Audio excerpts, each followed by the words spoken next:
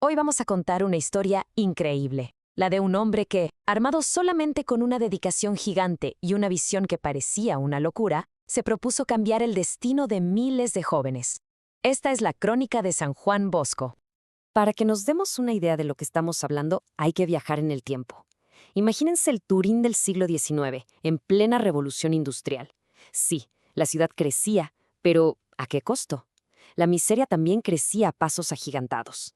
Miles de jóvenes llegaban del campo buscando trabajo, y lo único que encontraban eran calles hostiles, sin familia, sin escuela, sin futuro. Con un panorama así, tan desolador, la pregunta era casi obligada.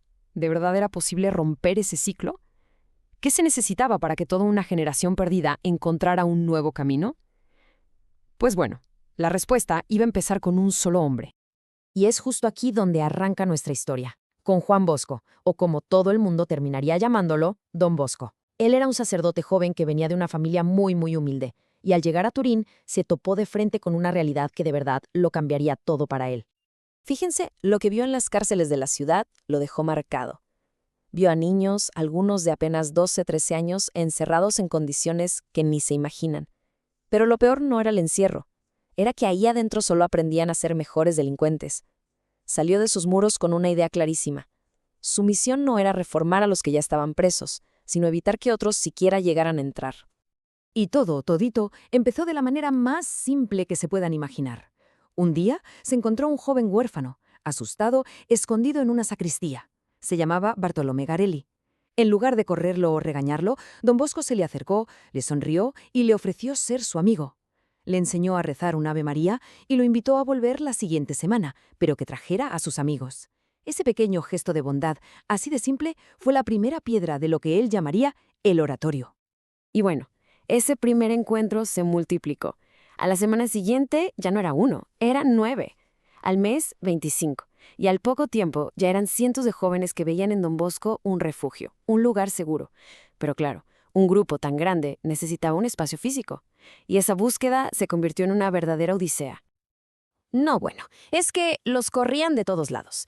Los vecinos se quejaban del ruido, las autoridades no confiaban en esa bola de delincuentes juveniles, se tuvieron que mudar una y otra vez, de un patio a otro, incluso llegaron a reunirse a la intemperie, en un campo abierto, sin techo. Mucha gente pensaba que Don Bosco estaba loco, que su idea era un disparate, pero él, terco, nunca se dio por vencido, hasta que por fin encontró un cobertizo viejo y humilde en un barrio llamado Baldoco. Ese, por fin, sería su hogar. Pero, a ver, en esta misión que parecía imposible, no estaba solo. Su propia madre, Margarita, una mujer de campo, ya grande, vendió la casita y las poquitas joyas que tenía para irse a vivir con él y ayudarle. Se convirtió así nomás en mamá Margarita para cientos de niños sin casa, lavando, cocinando y dándoles el único cariño de madre que muchos de ellos conocieron en su vida. Y aquí es donde Don Bosco se dio cuenta de algo clave. No era suficiente con darles un techo y comida. Para de verdad cambiarles la vida, tenía que darles educación. Pero no cualquier tipo de educación. Creó un método que para esa época era algo totalmente revolucionario. A ver, chequen nada más esta comparación para que vean la genialidad de su propuesta. La educación en ese tiempo se basaba en el miedo, en la disciplina a punta de reglazos. El chiste era que obedecieran y punto. Don Bosco le dio la vuelta por completo. Su sistema se basaba en el amor, en la confianza. En lugar de andar castigando las faltas, él buscaba prevenirlas. Su meta no era la sumisión, era formar personas de bien, con valores. Miren, hay una frase de él que lo resume todo, de verdad. Él demostró con hechos que se logra mucho más con cariño y cercanía que con mano dura. Los chavos no le hacían caso por miedo, para nada. Le hacían caso porque lo querían, porque se sentían respetados y, por primera vez, queridos. Y este método, al que él llamó sistema preventivo, se basaba en 3 cosas súper sencillas pero bien poderosas. Primero, la razón. Hablar con ellos, explicarles, convencerlos, en lugar de nomás imponer. Segundo, la amabilidad, que él llamaba amorevolezza, un cariño que se nota, que está en cada gesto. Y tercero, y esto es genial, la alegría. Para Don Bosco, un patio lleno de juegos, música y risas era una parte fundamental de la educación.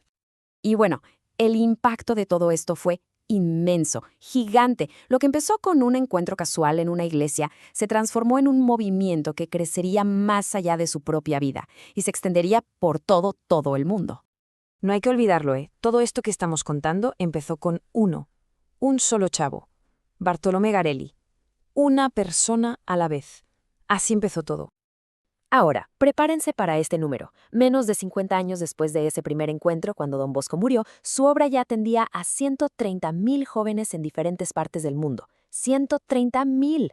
Pasar de 1 a 130.000 en una sola vida. O sea, el crecimiento fue una locura, algo exponencial. Pero la cosa no paró ahí, en 1888. Hoy, la congregación que él fundó, los salesianos, siguen con su trabajo en más de 130 países. Sus escuelas, sus centros juveniles y sus oratorios siguen educando a millones de chavos y chavas, desde aquí, en México, hasta la Patagonia, manteniendo vivo ese mismo espíritu de educar con amor y alegría. La historia de Don Bosco nos da la respuesta, ¿no? Nos demuestra que lo que de verdad mueve al mundo no son los grandes presupuestos ni las estructuras gigantes, sino la simple convicción de que en cada joven, por más difícil que parezca, hay un punto accesible al bien. Nos deja un legado que nos recuerda que educar, al final del día, es un acto de fe en el futuro y sobre todo un acto de amor inmenso.